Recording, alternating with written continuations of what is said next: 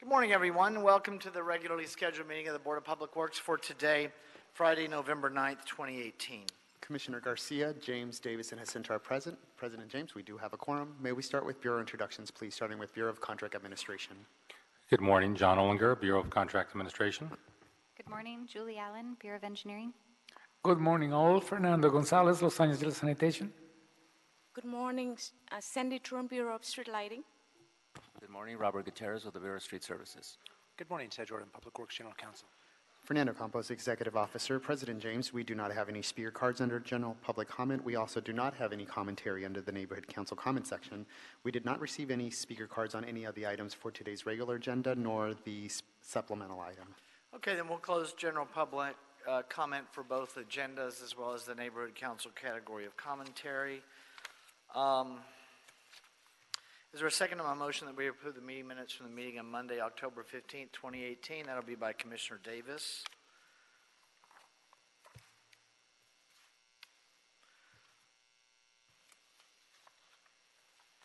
Got lots of paper here today.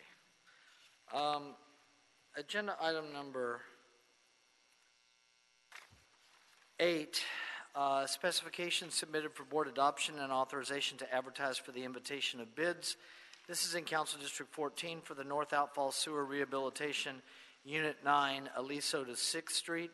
Estimates $9,289,170, and the bid receipt date is January 9th, 2019. Is there a second to my motion that we adopt agenda item number 8 forthwith by Commissioner Jacinto? Any objection? With that objection, we will do so. Agenda item number 6 is a street closure extension, Metro Crenshaw LAX Transit Corridor, Council District 10, recommending that the board approve an extension of up to an additional 21 days of the full closure and associated peak hour exemption of Crenshaw Boulevard between Coliseum Street and Exposition Boulevard, beginning on Monday, November 12th, 2018 to Monday, December 3rd, 2018. The street shall not be restored to traffic until work is completed to the satisfaction of the Bureau of Contract Administration. Mr. Wissa.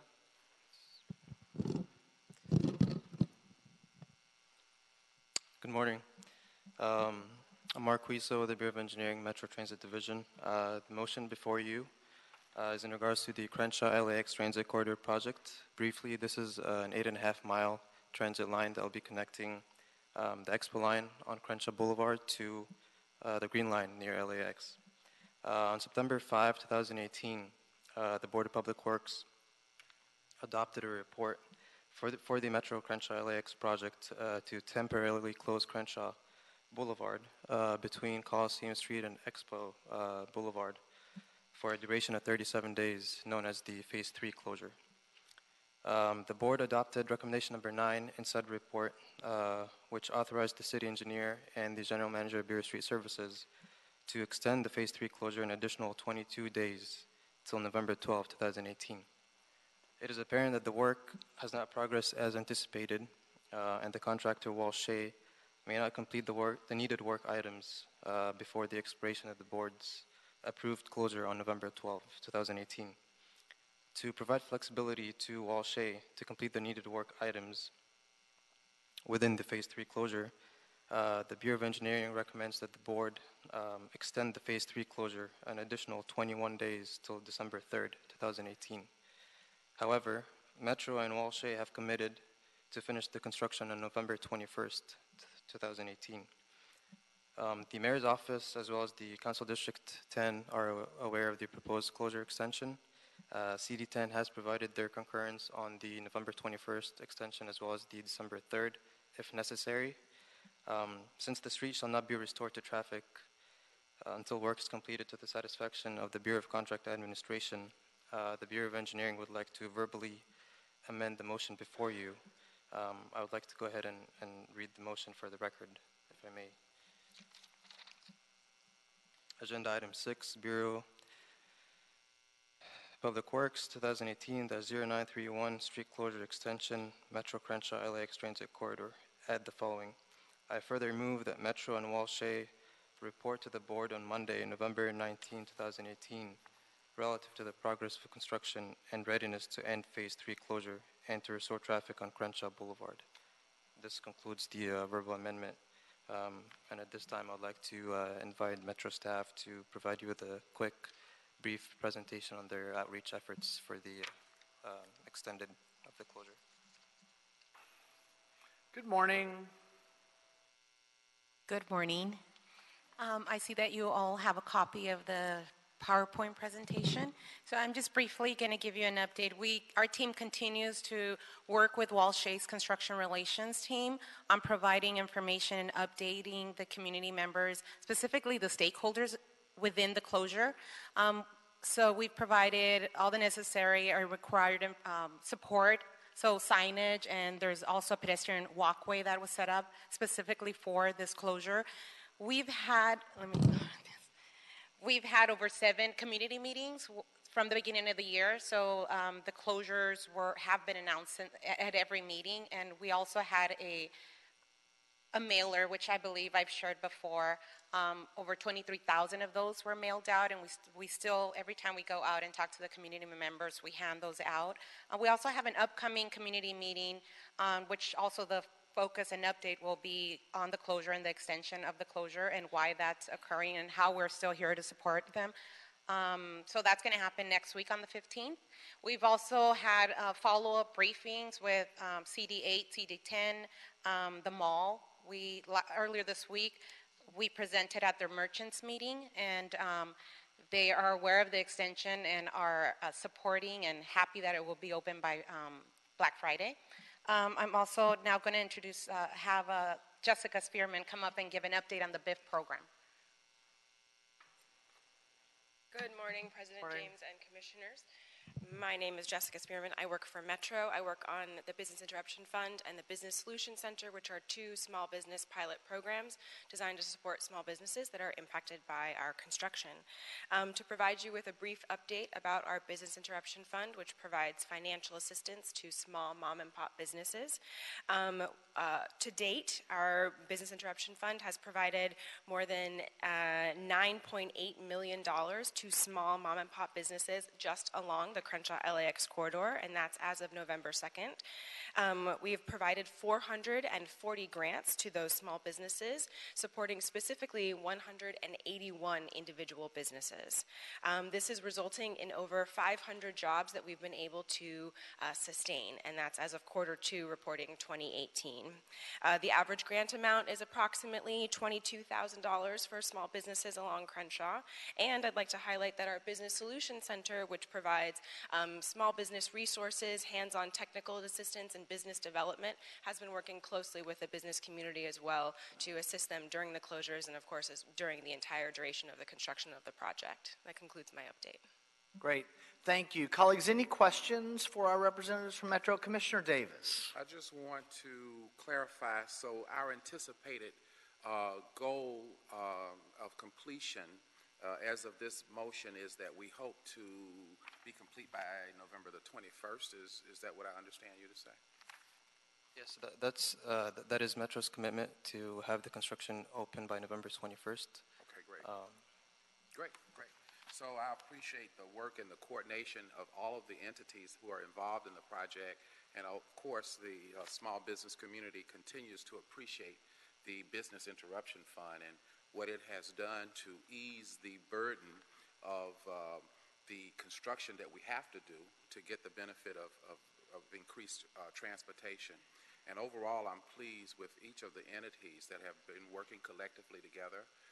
It's easy to do it when things happen as we want them to, on time and on schedule, but it's even more of a challenge when we're able to continue to work together effectively when we have challenges that come before us. And so this is the true test of collaboration and the true test of a team that can remain and come together when we have challenges. And so I have observed that with this team, and I am appreciative of the work that you continue to do, and we anticipate success on November the 21st when you are able to achieve the goal that you set before you. So thank you so much. Thank you, Commissioner Davis. Commissioner Jacinto. Thank you, President James, and I agree with Dr. Davis that this is a team effort. And because the closure is happening at a very important time, the holiday moratorium, I want to go back to, and I understand that we've referenced our Bureau of Contract Administration so that the conditions or the closure, all the items that need to be completed, Mark, correct, are at the discretion and for BCA. So Chris, I'd like you to come up and if you could explain a little bit about some of the items, because what we don't want to do is to open up the closure and then to close it again, correct? That we want to do this one time. So can you explain a little bit, Chris? Yeah, that's correct. Good morning, Commissioners and Bureau representatives. The Bureau of Contract Administration is looking at the closure as a whole, and there's some items that are still outstanding. Chris, would you just give us your name so that for the oral record that we make it's complete? Chris Cox with the Bureau of Contract Administration. I'm the Principal Inspector assigned to the Crenshaw project. Right now, what we see is there's several underground activities that need to take place before we can open that closure. One of them is a 54-inch storm drain. We have about 80 feet of that. The construction hasn't even begun on. We have several tie-ins to the existing sewers and storm drains. So that's the kind of work that would require another closure. We're fully ready to mitigate if we can do watch manual closures in the lanes on either side of the street, but the stuff in the middle of the street is going to need to be completed, backfilled, paved, and striped before we open it up, or it'll be a major impact to the neighborhood if we have to reclose that street. And I don't think that's in anybody's good interest. Okay, Chris, thank you for that because that's very, very important for the impact to the local community. I think we have a representative from the contractor. Can we ask Mr. Christensen to come on up? I just want to be able to ask a question, sir. Thank you for being here today, too. Okay. My name is Carl Christensen. I'm with Walshay. Very good, sir. Can you tell a little bit about how you think you'll be able to finish up and button up that scope of work? Yes, what we're doing is, Chris is right. We've got to make 4 connections to the Hobus pipe. As soon as we make those connections, then we can put the storm drain across the street to get that. That's the last major piece of sewer that we got to get in. And what we have done now is all the structures on the east side have been poured so we can backfill along the east side. The west side will have the structures poured out by Monday, so we backfill that side. And then, like I said, we got to make these Hobus connections, and then we should be in pretty good shape. Do you think you're confident you'll be able to make the schedule? Confident we can make it. We're working 24/7s. We're also going to work, of course, Veterans Day. We're working that. We're not going to take any holidays. Okay. So that's our game plan. Okay, great, sir. Thank you. And I understand from Mark that we're going to have a report back on the 19th. Yes. So Metro's commitment is to finish the construction on the 21st. We're requesting to authorize to keep the street closed until the 3rd if necessary. But in order for us to get to that point, we need Metro and Walshay to come on the 19th to give an update if they'll be able to meet the 21st or not. Well, having Mr. Christensen here and hearing that, the game plan, and knowing that we have a report back on the 19th of November, I'm fine with this closure. Thank you, Commissioner Ascento. Is that a motion on the amendment as well? Okay, so that's an amended motion from Commissioner Ascento, seconded by Commissioner Davis. Any objection? Without objection, we'll adopt agenda item number 6 as amended. Dr. Campos, are you square on everything you need on number 6? Yes, I am. Okay, so without objection, we'll adopt agenda item number 6 as amended. Any issue sending it forthwith? We'll send it forthwith. Thank you, everyone, for your teamwork and participation on this item, and we'll all get there. Agenda item number 7, an authority for expenditure, Pacific Gas and Electric Company, Bureau of Sanitation and Office of Accounting, requesting board approval and execution of an authority for expenditure in the amount of $118,113 for electricity utility charges to be incurred during operations at Green Acres Farm located in Bakersfield, California for this fiscal year. Well, it's a little confusing. The agenda item says covering July 1, 2018 to June 30th, 2018. I'm assuming, Dr. Campos, that it's July 1, 2018 through June 30th, 2019, correct? That is correct, yes. Okay. That is what the actual authority for expenditure itself says. So the transmittals are accurate. Go ahead, sir. Hee-Sang Kim from Hyperion Treatment or Water Reclamation Plant. As you all know, the operation at the Green Acres Farm is vital for LA sanitation. The biosolids is hauled there for land application in the amount of about 20 trucks a day. And the operation at the Green Acres Farm requires electricity, mainly for water pumping, service facility, and office trailers. So we need about $100,000 a year. So we are requesting for AFE for 111,000 and 118,000 and $113. Understood. Any questions on our need to pay our electric bill there? No questions. I'll make a motion that we adopt agenda item number 7, seconded by Commissioner Garcia. Any objection? With that, thank you, sir. With that objection, we'll adopt agenda item number 7. Any issues sending number 7 forthwith? We'll send number 7 forthwith. Agenda item number 5, Bureaus of Engineering, Contract Administration, and the Department of Transportation for Council Districts 1, 2, 4, 10, 11, 13, 14, and 15. This is a requested contract award. Intelligent Transportation Systems and Communication Systems upgrade, a federal project, and there's a grant ID listed as well in the agenda. Recommending that the board first declare Select Electric the first low bidder to be the lowest responsive responsible bidder, and award Select Electric a contract for the project for $4,928,460. And secondly, authorize myself or 2 members of the Board of Public Works to execute the contract after approval as to form has been obtained from the city attorney. Kyle Flake, you are with us this morning. Yes. Good morning, Board. My name is Kyle Flake. I'm a transportation engineer with the Department of Transportation. I'm here to present the Intelligent Transportation System Communication System Upgrade Project and to answer any questions you may have. The project upgrades the existing ATSAC system, which is the Automated Traffic Surveillance and Control System that is implemented throughout the whole city with over 4,000 intersections connected to it. This project is spaced throughout the city, from the valley to the airport area to the Harbor Gateway area as well. The project includes upgrading existing hubs within the system with new updated hardware and communication equipment, and it also increases the capacity within the system. Also, the project includes installation of conduit and fiber optic lines to act as a backup or a secondary route back to the ADSEC center. So just in case one of our lines, fiber optic lines, gets hit, it doesn't take out a whole system where we wouldn't be able to communicate to that system.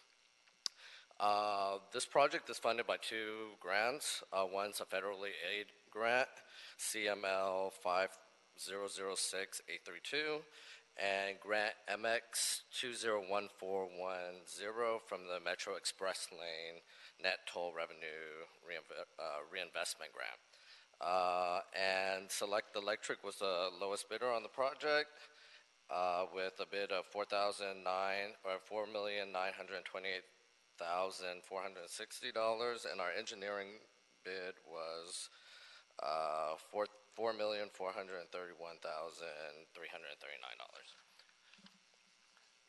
Thank you, Mr. Flake. We might have engineering talk to DOT a little bit about how you get to the estimate on this one. Estimate was a little bit low, it looks like, when you look at the field of bids.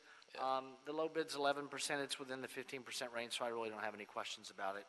Okay. Commissioner Cento? Thank you, President James. Kyle, and when you and Matt did the briefing with us, we talked about there's going to be micro-trenching, correct? And as part of, or there's going to be some work that's done on the roadway? Yes. Okay. Correct. So are we going to be complying with our new standards for street damage restoration and all those standards? Yes.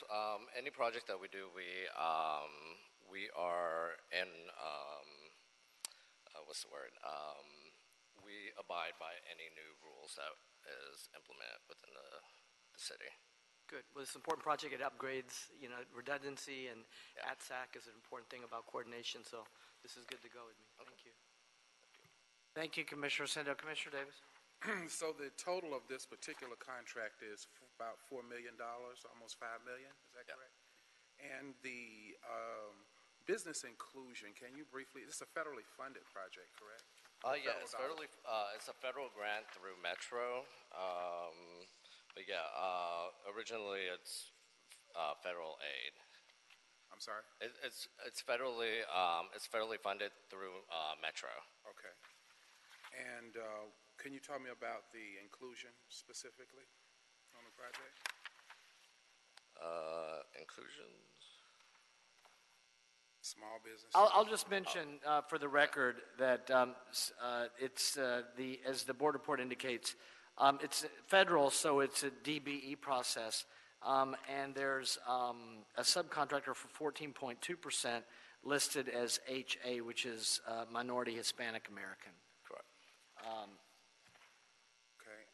I see you're talking about page 4. I was talking about page 3. Oh, 3. Okay.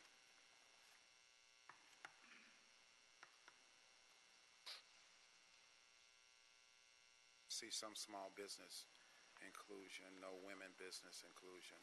I mean, it is what it is, but I just thought maybe we should observe it. Okay, that's the only question I had. Thank you, Commissioner Davis. Thank you, Commissioner Davis. Anything further? Commissioner Santos made a motion that we adopt agenda item number 5, seconded by Commissioner Garcia. Any objection? Without objection, we'll adopt agenda item number 5. Thank you, sir. Any issue sending number 5 forthwith? We'll send number 5 forthwith. Agenda item number 3, construction services contract, Hyperion Water Reclamation Plan Emergency Bypass Channel Rehabilitation.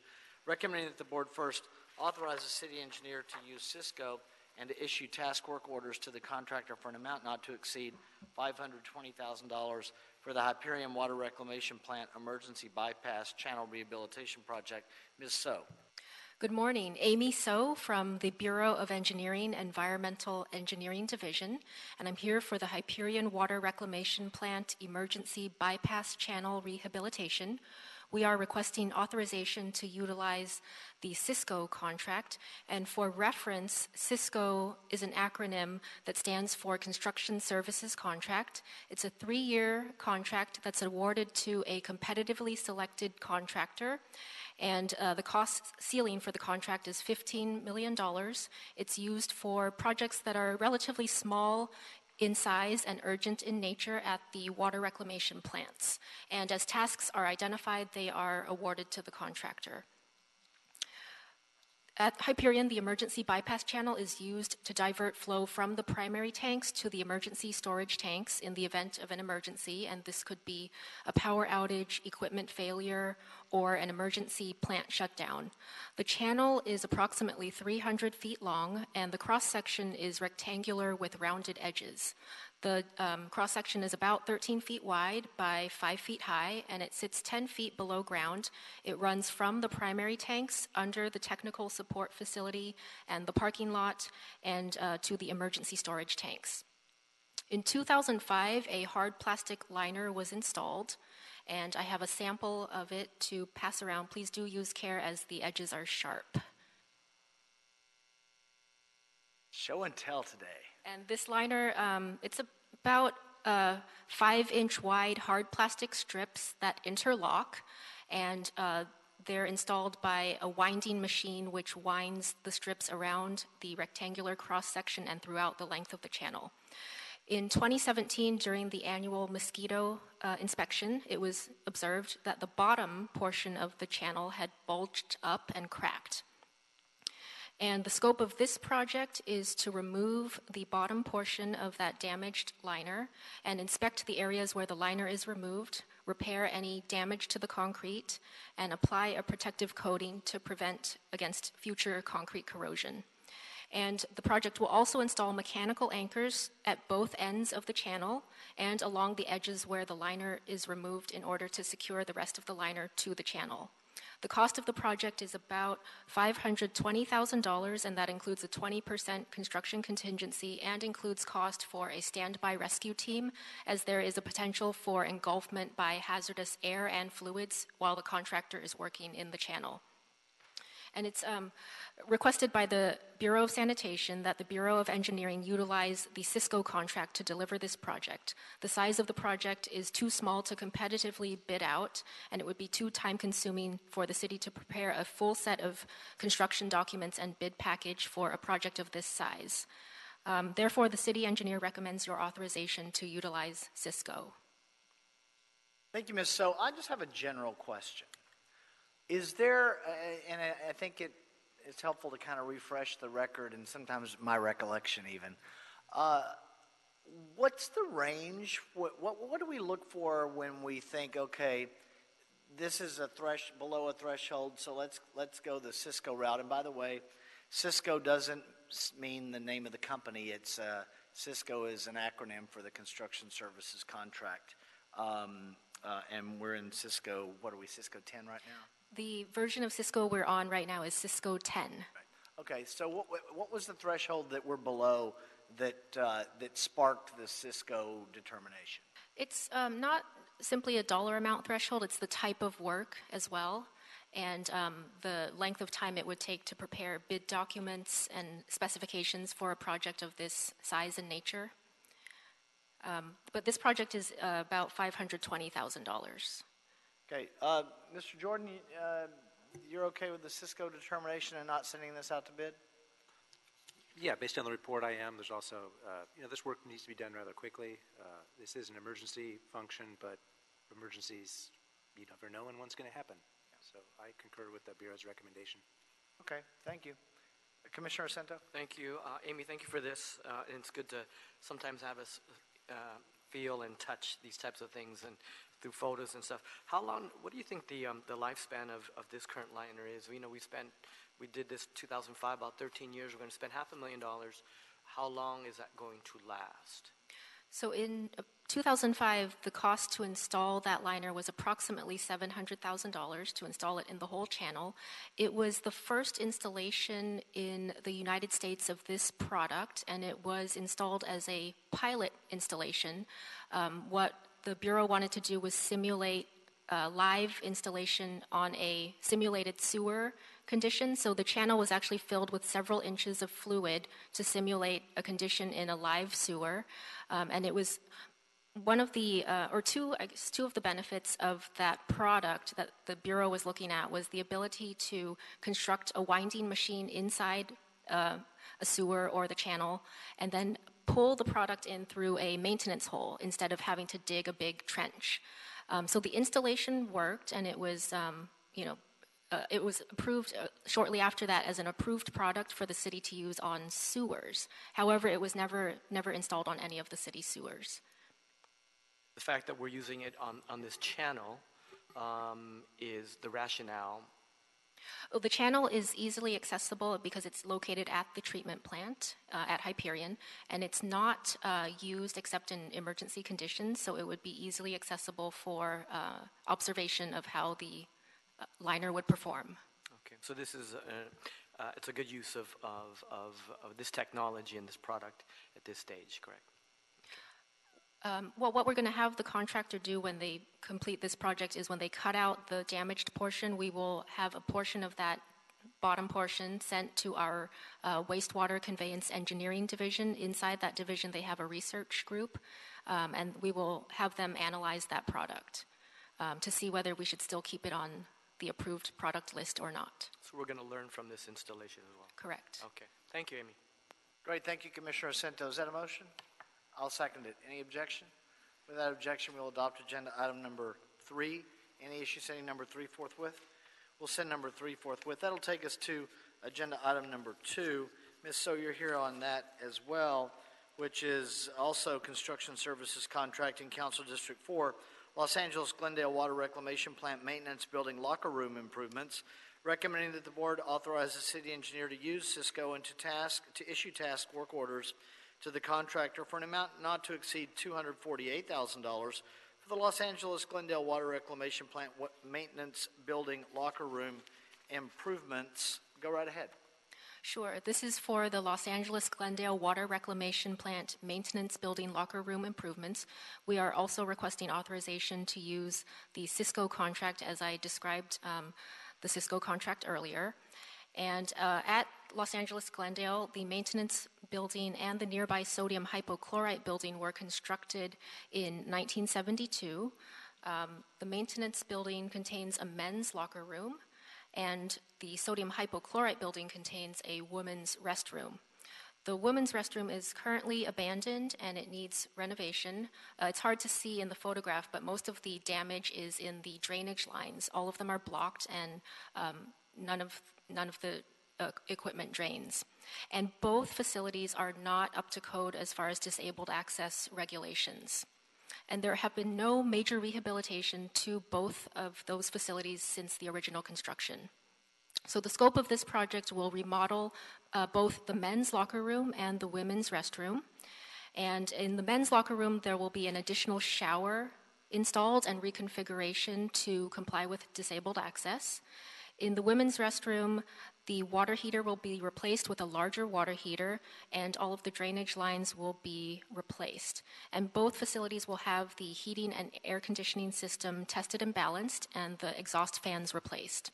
The cost of the project is $248,000, including a 20% contingency, and the Bureau of Sanitation has requested that Bureau of Engineering use Cisco to deliver this project. The size of this project is also too small to competitively bid out, and it would be time-consuming to prepare a full set of construction documents for this project, and therefore we're recommending that the board authorize utilization of Cisco. Okay. Go ahead, Commissioner Garcia. Hi, thank you for your report. I have a quick question. I didn't hear, was there going to be a shower in the women's restroom as well? The women's restroom has an existing shower, and it will be upgraded. Oh, okay, thank Yes. you. That was pretty much my question.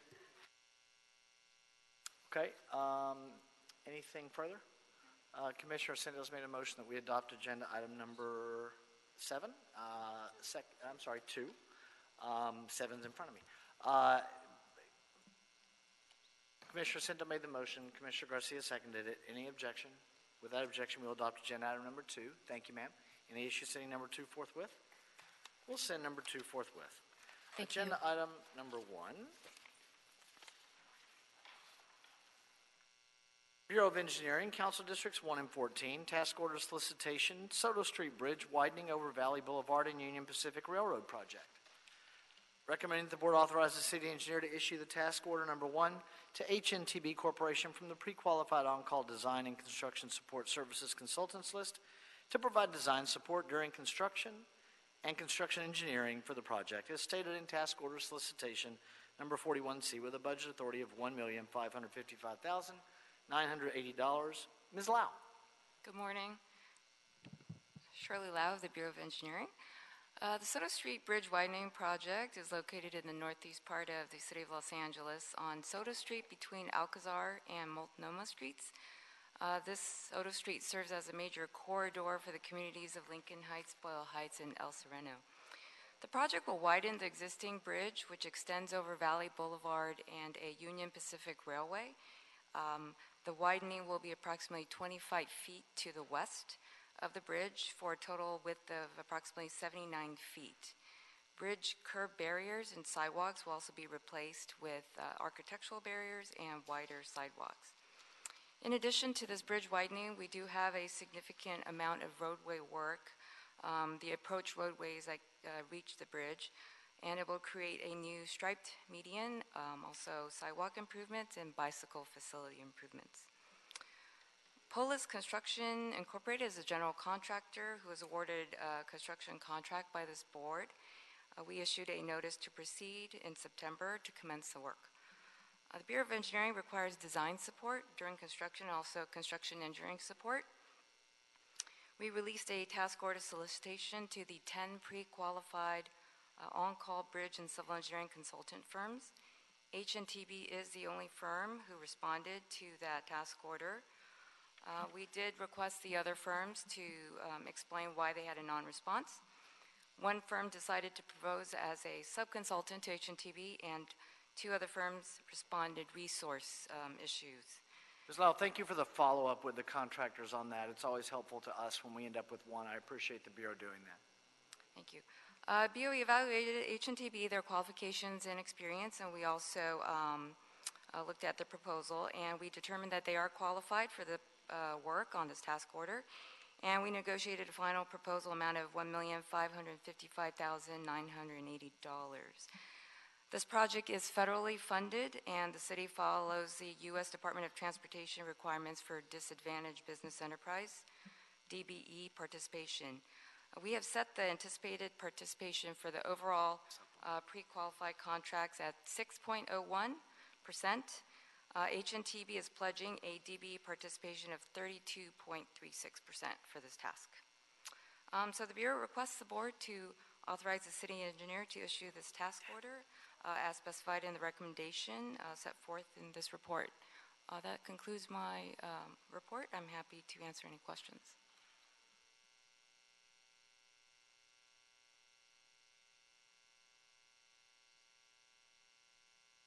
I'll move.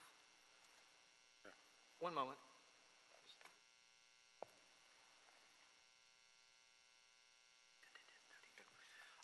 That's a motion by Commissioner Davis, seconded by Commissioner Garcia. No questions. Thank you. Thank you. Any objection? Without objection, we'll adopt agenda item number 1. Any issue sending number 1 forthwith? We'll send number 1 forthwith. Thank you, ma'am. Agenda item number 4.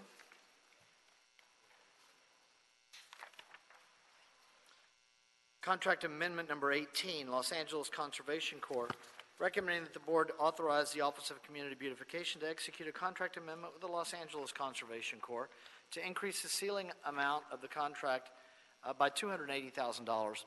Secondly, authorize the Bureau of Street Services to piggyback on the existing contract that the Office of Community Beautification administers with the Los Angeles Conservation Corps. And finally, authorize myself or 2 members of the Board of Public Works to execute the contract amendment after approval as to form has been obtained by the city attorney. We have a speaker card on number 4, but Mr. Roch, we'll start with you. I just held you on this item because you have an oral report anyway. I understand. Thank you. you. That way we could deal with getting the other people out of here. Go ahead. Sure. Good morning. Paul Roch, Director of the Office of Community Beautification. One of the nonprofit agencies we maintain contracts with is the Los Angeles Conservation Corps. They provide various cleanup services, graffiti removal, public right-of-way cleanup, tree planting, and tree maintenance. The Bureau of Street Services has requested authority to piggyback on an existing contract that OCB does have with the LA Conservation Corps to provide services as part of the East Side Active Transportation Linkages Project. Approximately 200 parkway street trees will be planted and maintained, watered for a period of 18 months as part of this project, primarily along First Street and some little spur streets off of First Street heading east from the Little Tokyo area. OCB does request board approval to amend the existing contract to allow Bureau of Street Services to piggyback on the contract and to increase the ceiling amount by an amount of $280,000 so Street Services will be able to make payments. Okay, thank you, Mr. Roch. Mr. Spindler's put in a card for the name Puppet.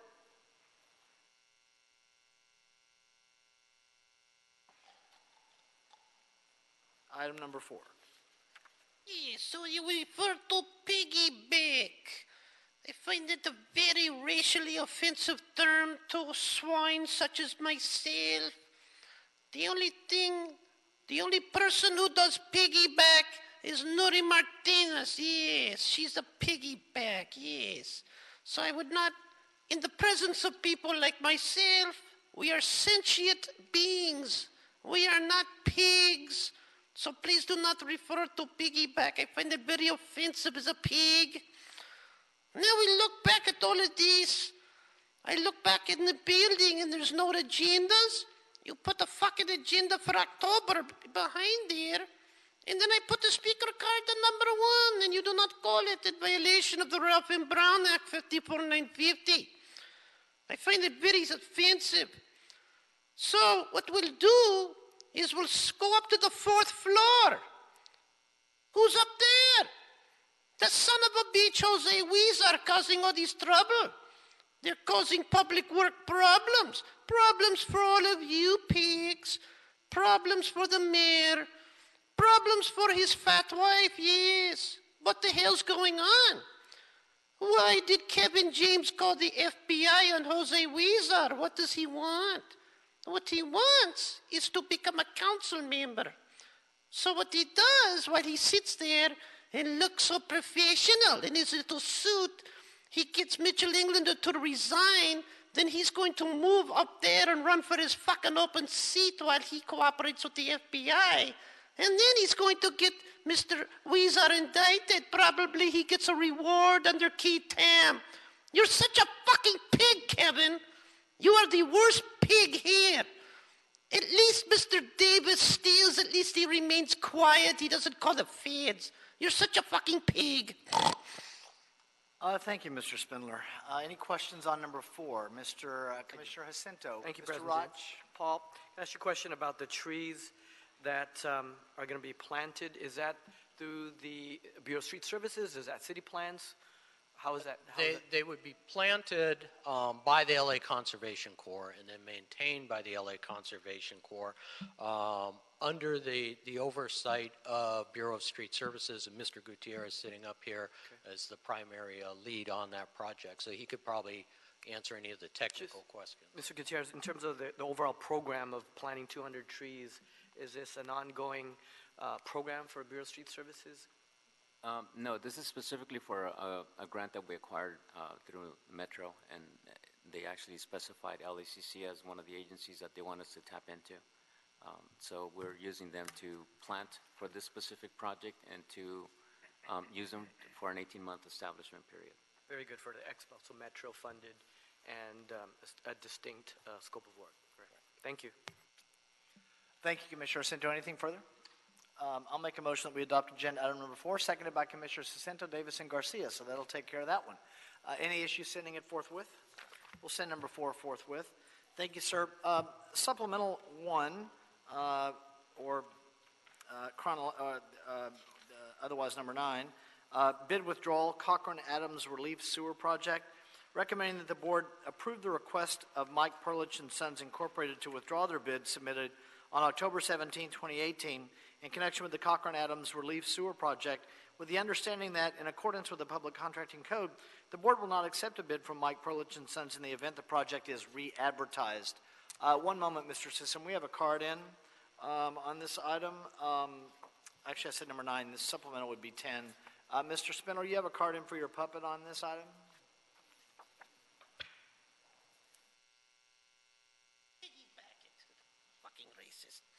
So, yes, now we have another one of these little faux pas.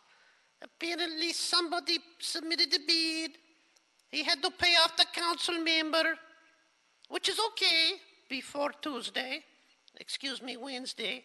Before Wednesday, it was okay to pay off the building inspector, and it was okay to submit to the office holder account. But after Wednesday, things changed. A new problem emerged, so this nice gentleman decides he needs to pull the fuck out of this situation and reevaluate with his counsel on what to do now. Is it possible now, starting next week, to actually fairly bid on projects without paying off the council member? Is it possible to do it without paying off the office holder account? And is it possible not to have to pay off nonprofits as well as the building inspectors? Do you realize you could cut 25% off the cost of these contracts if you get rid of all the stealing and the fraud? What an amazing savings to the taxpayers. Will this be allowed? Well, the problem is you have 14 other council pigs, especially that fat Paul Koretz, and he wants to continue the gravy train. This is why these bidders have problems with your departments, because you have to constantly deal with the fucking payoffs. They can't call the goddamn FBI. Oh no, they're not Kevin James. But Kevin James can do it, yes. And the only reason he did it was because he wants to have the council seat open in CD12. Otherwise, he couldn't give a fucking shit. He's been here for 5 years. But on the good note, I will submit evidence that Carmen Trotanich's false charges have been dropped by the state bar, which Kevin James instituted behind his back. Been so busy lately. Okay, anything further? Who's here on number, Mr. Sisson, there you are. Welcome back. So go ahead and summarize. I know you were here on Wednesday, and I had made the request for the continuance to today. I wanted the opportunity to talk to our general counsel, which I had that opportunity. But just so the record is complete, go ahead and start anew. Ray Season from Bureau of Engineering, Project Awards Control Division. I'm here to request the board to accept the bid withdrawal of Mike Perlich for the Cochran-Adams Relief Sewer Project. On October 23, Dr. Campos, the board Public Works Office, received a bid withdrawal from Mike Perlich, claiming clerical error. At the same time, we requested additional information from Mike Perlich, and on October 25, they provided us the detailed information on their error. Based on their error, they claimed that about $669,000 worth of items was not included as part of their bid. Thus, their bid was lower than what's supposed to be. So, just to recap, on Wednesday, as you will remember, colleagues, my concern was that Perlich & Sons was the low bid.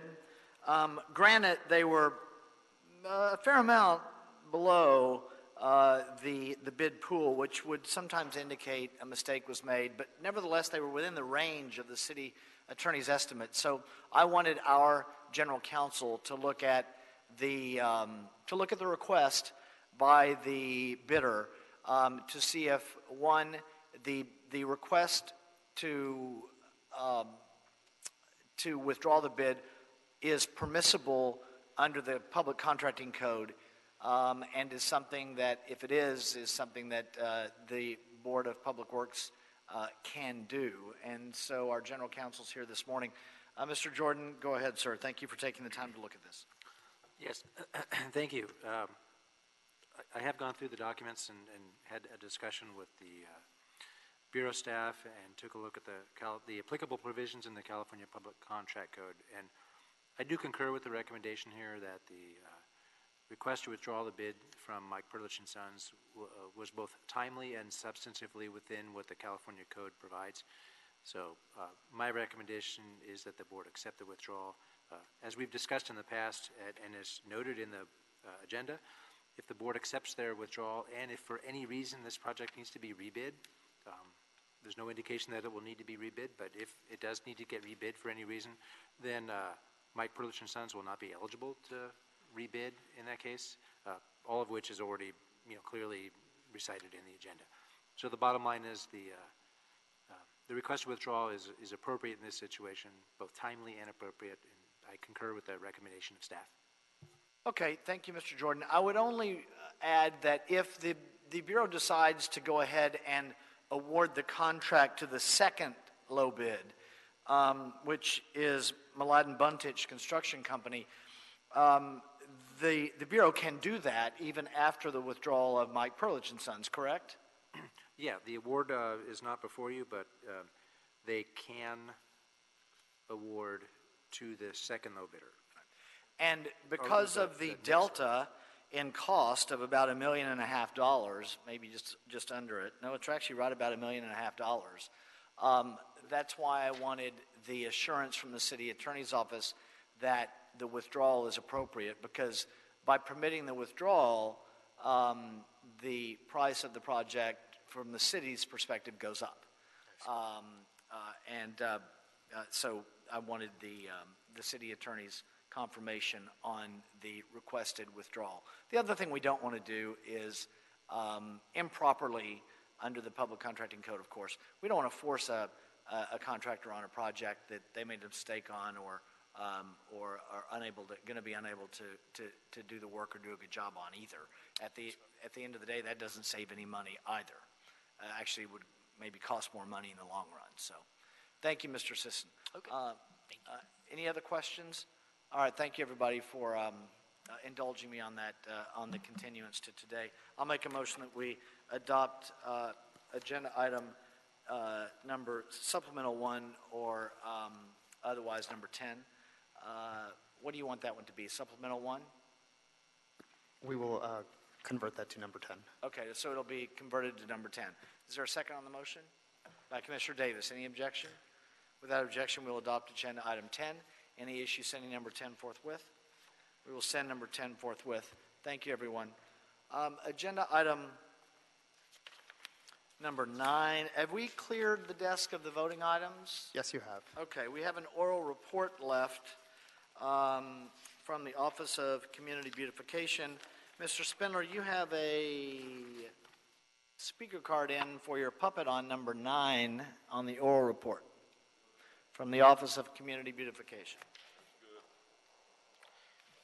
So, October the 10th, 2018, I sued the state bar and your city attorney spokesman, Rob Wilcox, for civil RICO.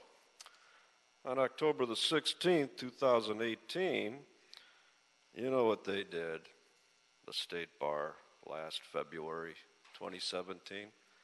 They filed disbarment charges against Carmen Trutanich, our former city attorney, for something that he allegedly did 32 years earlier. So for 20 months.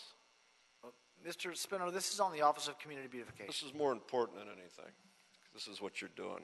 What's for the Office of Community That's Beautification? right. It's about the city and what you do to people like Carmen Trutanich that get in your way.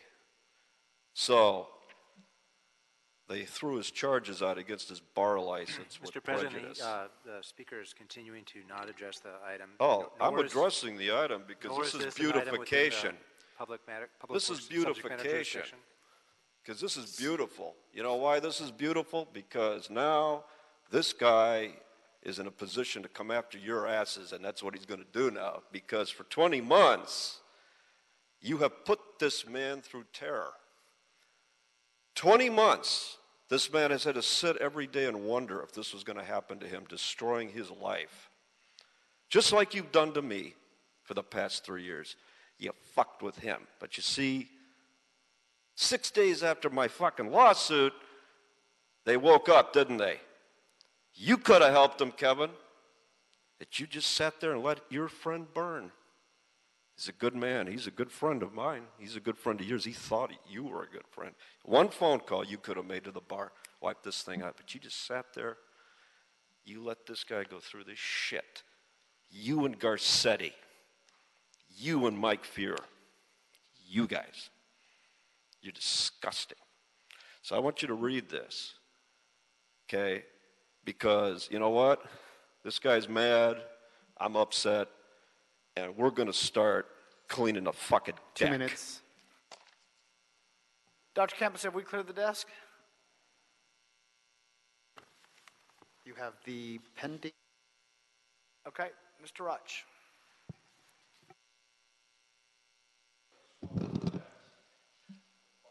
Paul Rotch, Director of the Office of Community Beautification. Just to provide a brief overview and quick update of some of the activities of the office over the past couple of months. Beginning with the graffiti abatement program. As everybody I think is aware, our contractors have been dealing with the prevailing wage issue since the new fiscal year began in July. So far for the period of July through the end of October, OCB contractors have removed 7.6 million square feet of graffiti. For the same period of time, the previous year it was 9.1.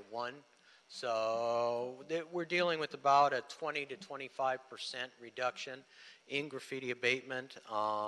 But it's kind of trending a little bit better. When we first started the year, we were over 30%. So I think the contractors are beginning to understand the limits and how to deal with the issue of prevailing wage. So they are making the adjustments as best they can. And 2018, so July through end of October, 78.5% of the graffiti abatement requests were completed within 48 hours or less. The previous year was 83.5%, so a small drop in that, but still getting over three-quarters of the requests completed within 2 days or less. As far as the OCB Public Right-of-Way Cleanup Program, for the period of July through the end of October, OCB contractors filled and collected and removed 34,380 bags of trash, weeds, litter, and debris from along the public right-of-way. They picked up 3,188 bulky items from a total of 1,922 locations cleaned and abated. That's approximately 400 more locations than the previous year, 3,000 more trash bags, and 500 more bulky items. Moving on to the volunteer cleanup aspect of OCB, so far this fiscal year, OCB has coordinated, supported 57 events throughout the various communities of the city. Those have involved 2,529 volunteers. Those volunteers have picked up 7,450 bags of trash, litter, and weeds from the various neighborhoods of the city. Sidewalk Rebate Incentive Program, so far this fiscal year, 63 new applications have been approved. 34 sidewalk repair locations have been completed through the incentive program, and the total amount offered and accepted was $165,557. Keep Los Angeles Beautiful has recently been working with the Sylmar High School horticultural program as we're kind of revamping the rain barrel program, trying to find a less expensive way of still getting rain barrels out to the communities. We recently provided 100 barrels to Sylmar High School. They're utilizing their students to put those together, and then one of the teachers there is actually conducting a series of workshops on water conservation, and so he'll be distributing the rain barrels at those events. I do want to acknowledge Commissioner Garcia for providing new leadership and enthusiasm with Keep Los Angeles Beautiful, and we're looking forward to some exciting events in 2019. OCB recently staffed some information tables at the Congress and Neighborhood Councils, the Avalon Gardens Community Resources Fair. All this work has been done by OCB staff. Right now we're dealing with an approximately 20% vacancy level, as we have one person who left a few months ago, Leslie, and we're hoping to replace her position fairly soon. And Anna Huizar is out on maternity leave probably until after the new year. OCB did recently hire a new second warehouse position. Daniel Valencia started with us in the beginning of October, and so we now do have 2 people working at the OCB warehouse, which helps make that aspect of the job a lot easier than when we just had one person. That concludes my report. Thank you. Hey, Paul, thank you for the information.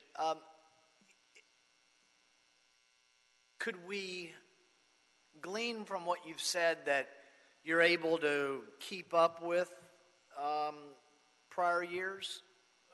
Well, we're running about 20 to 25% less than last year, but because of the additional costs. Yeah, they have to do a new model that's not as effective as far as graffiti removal, which is depending more on community service workers as opposed to the actual employees, so that they're not having to be paid the prevailing wage, or in those cases when the employees do have to get paid the prevailing wage because there was no increase in budget this year, they're typically working about 4 hours this year for the same amount of pay they were working 8 hours last year. So, wow. Okay, so maybe we're fortunate that you're only 20 to 25% behind. Yeah, I think so at this that point. May speak hopefully, to yeah. your good work. And really, I mean, the thing is, certain parts where of the city where graffiti's not, as significant of an issue, they're pretty much able to keep up with the same level of service they had last year, say on the west side, certain parts of the San Fernando Valley. Where we're really feeling the impact is the higher impact areas, South LA, Boyle Heights, Central LA, the Watts. Those are the areas that they're below the 20%. They're probably closer to about a 40% reduction in service. So that 20% represents citywide, but we know that kind of depending on the areas, some areas are keeping up and haven't seen a reduction at all. Some are facing a much larger. Okay. Thank you. Commissioner Cento. Thank you, President James, and Paul, thanks for this report. Thank you for recognizing Commissioner Garcia's leadership with Keep LA Beautiful. It's great to see our colleague take this on and expand and continue it too. Also want to thank you for participating in our meetings regarding the Adopt a Sidewalk program, an emerging program that will allow local communities to really take and use the sidewalk as a palette, something to beautify, to wayfind, and to just make more beautiful. So appreciate your openness and being the place where that project, the program may land. And thank you for kind of getting everybody together and all the different interested parties and kind of helping push it along. We'll wait for the Public Works Committee to see how they chime in on that, but it's good to know that you're ready to go. Thank you. Thank you. Commissioner Garcia. Paul, thank you for your report. It's always it's a pleasure to work with you and your staff. You have staff that really do care about the community, and also the subcontractors we have are very embedded in what we do, so they're feeling it almost like a personal kind of situation when they can't go out there and clean the graffiti right away. So I understand that very much. It's a pleasure to work. I want to say that the collaboration between OCB, Office of Community Beautification, and Bureau of Sanitation it's a really nice way to now deliver the rain barrels to our community. It just so happened that Bureau of Sanitation is doing their year-long workshops in different types of topics that have to do with harvesting or in this case water management, and so it just worked out that we were able to complement their work with our rain barrels. So thank you for coordinating all of that and making that happen. It was really nice to see all the rain barrels being delivered and the pictures we got. So Steve, who is the teacher at Silmar High School, is very happy to have been able to do this, and he used it as a project at the school. So thank you, Paul, for all of your work too. Yeah, and just as I was sitting here, I did see there was an email from Mr. List saying, hey, bring me more, we want to do more, we want to do more. We have more barrels. We've provided him with all the conversion kits so that, and that's the most costly item. So I know that we're going to have to try to figure out funding for more of those conversion kits, to make those barrels happen and stuff like that. Okay, look into that. Thank you. What level of funding, Paul? Yeah. Last year, sanitation came up with funding for. How much? Well, the kits are approximately $25 to $30 each. So, we recently provided about $4,000 worth of the conversion kits out to Silmar. That was about 135 barrels. So, it sounds like he could just keep going on making and distributing as many barrels as we could we can fund. Funding for the He's also going to distribute them this weekend at the South Wetlands Park, Bureau of Sanitation. Yeah, I believe they're going to try to distribute about 50 barrels there. This weekend, yes. Yeah. So. Are there any grant funds? We'll talk about this after, because there is some way to kind of coordinate it again and make sure we can fulfill the rest of the rain barrels. We might want to go into our Kelly B partners too and see if there's anything we can go through there also. So there's a way. We just have to sit down and figure it out. Yeah. Great. Well, thank you for all that. Appreciate it. The oral report will be received. Dr. Campos, now have we cleared the desk? Now you have, yes. Okay. Thank you. Have a good weekend. Thank you all, everybody. Have a nice weekend. And no meeting on Monday in observance of Veterans Day, so a longer weekend for some.